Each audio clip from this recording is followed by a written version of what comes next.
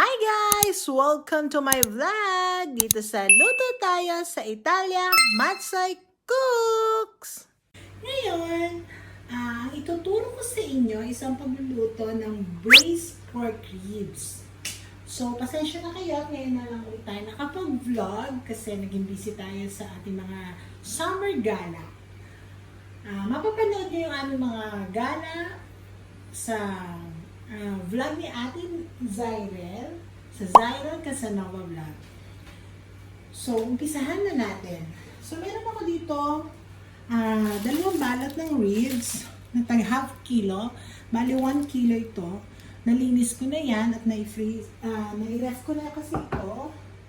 So, tuwing mamamalengke ako, ginaganito ko yung aking mga pinamamalengke para isang kuha, isang luto. Okay? So, ngayon, ang kailangan natin is yung ating pan. Ayan.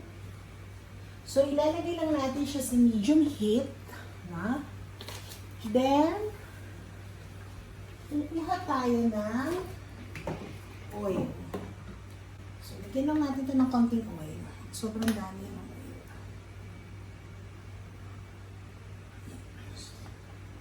So, then, lalagyan natin ito ng about mga 2 tablespoon ng sugar.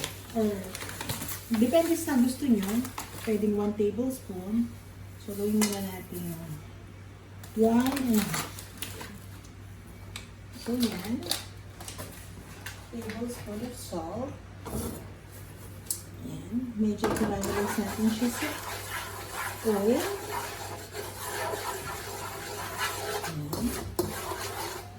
So, huwag naman masyadong sunog. Okay? Tapos dito, sa sugar and oil,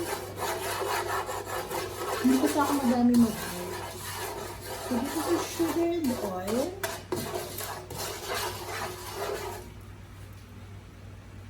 ilalagay natin yung ating ribs. So, habang hindi siya nagkakaramelize, isama na natin ang ating ribs.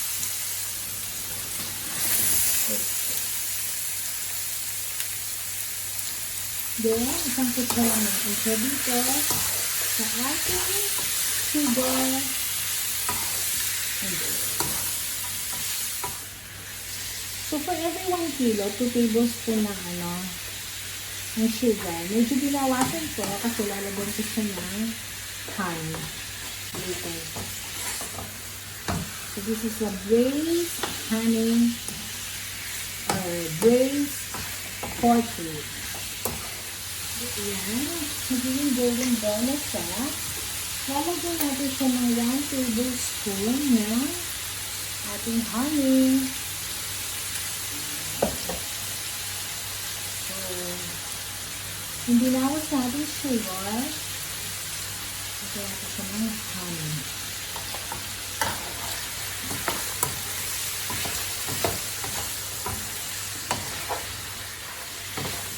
Then, lalagyan na natin yung ating minced garlic. Nasangkot na yung garlic natin.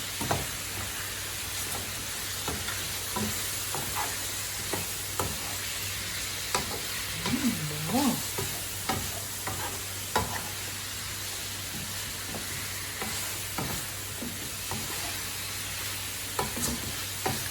Then, yung ating dalawang medium na sibuyas. Pwede din isang malaki.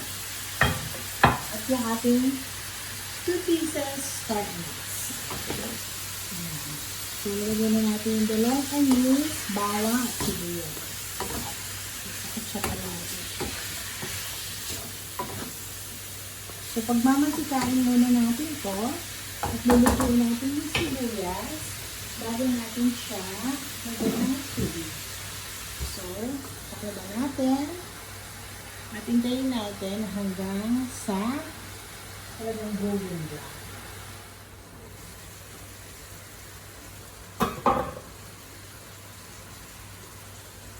So, yan.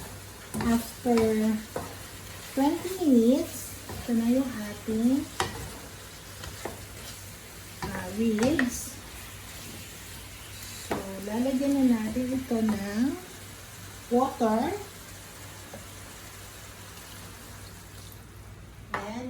natin ang soy sauce. And oyster sauce.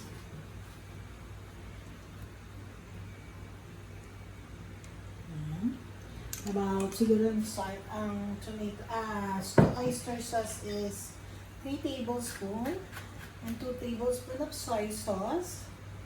Then, yung ating vinegar. So, once na nilagyan na natin ito ng vinegar, hindi mo na natin siya hahaluin. Okay? Bigyan na natin. Itong ating sleeves, ayan. Medyo marami pa siyang sabaw. So, kailangan natin itong igahin. Tapos, para lang mas malambot yung ating mix.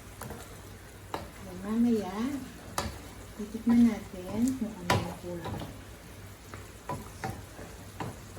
So, yun lang yung mga ingredients niya. Then, yung huli kong ilalagay is aswete. So, sugar, 2 tablespoons, 1 kilo of ribs, 2 tablespoons of sugar, pwedeng 1 and a half, lalagyan nyo ng 1 tablespoon ng honey. Then, soy sauce, vinegar,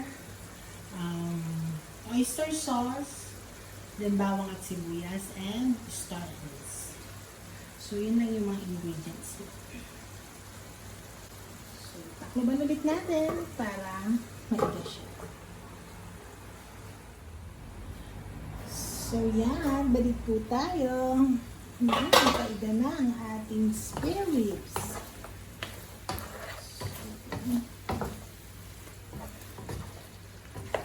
Tignan natin po. Okay siya.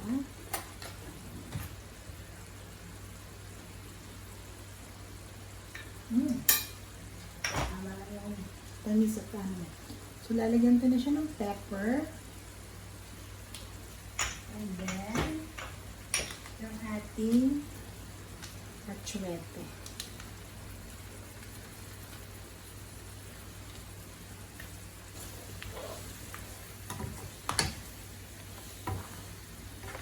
Ayan. Ayan.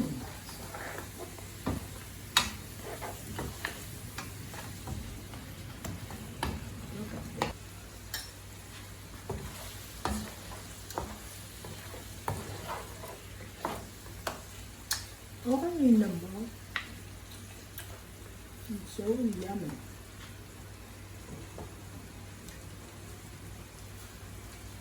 So, luto na ang ating ribs.